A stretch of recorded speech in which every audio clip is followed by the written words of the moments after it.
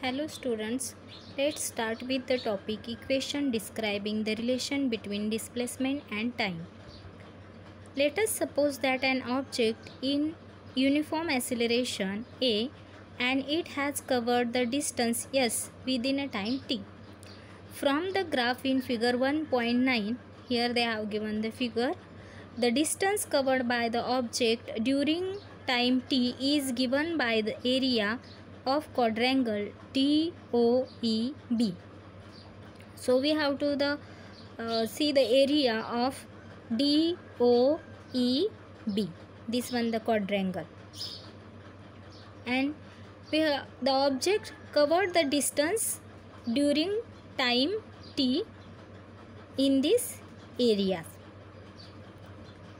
Therefore, the S is equal to area of quadrangle DOEB.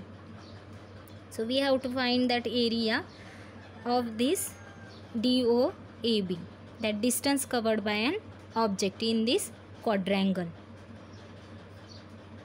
Formula of this quadrangle, that is equal to area rectangle DOEA plus area of triangle, that is DAB. Therefore, S is equal to, that is the distance, is equal to rectangle formula, length into breadth, that is AE into OE plus area of triangle half into AB into DA. Breadth into height, we know that the formula of triangle, that is half length breadth into height, and here that they have taken the AB into DA. But AE is equal to U, OE is equal to T, and OE is equal to DA is equal to T, that is in time. See here, they have given the value, that is AE is equal to U, because OD or DO is equal to U. We know that in first equation we saw that one. And then OE is equal to T, that is time. OE is equal to DA, that is also is equal to T, time. Then they said AB is equal to AT, because we know that the CD, first equation we get there, the CD is equal to AT. Therefore, the opposite sides of the rectangle are equal. Therefore, the AB is equal to AT. From equation first they said. Therefore, we have to put the values in our first formula, that is distance is equal to AE, here that we have to take U multiply by T, that is OE.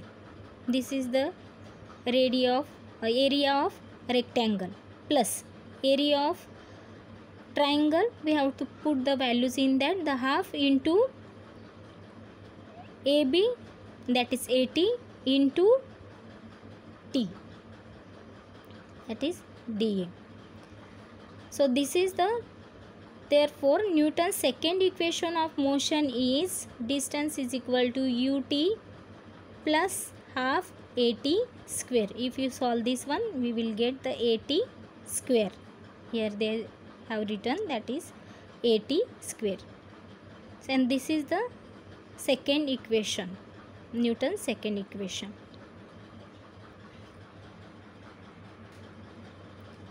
Students, next they have given the equation describe the relation between displacement and velocity. We have seen that from the graph in figure 1.9, we can determine the distance covered by the object in time t from the area of the quadrangle DOEB. So DOEB is a trapezium. So we can use the formula for its area. Therefore, the distance is equal to area of trapezium DOEB. We have to find out here. Therefore, S is equal to half into sum of the lengths of parallel sides into distance between the parallel sides.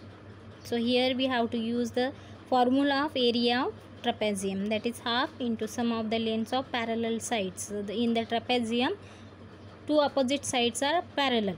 So that we have to take the sum of the length of the parallel sides into a distance between the parallel sides.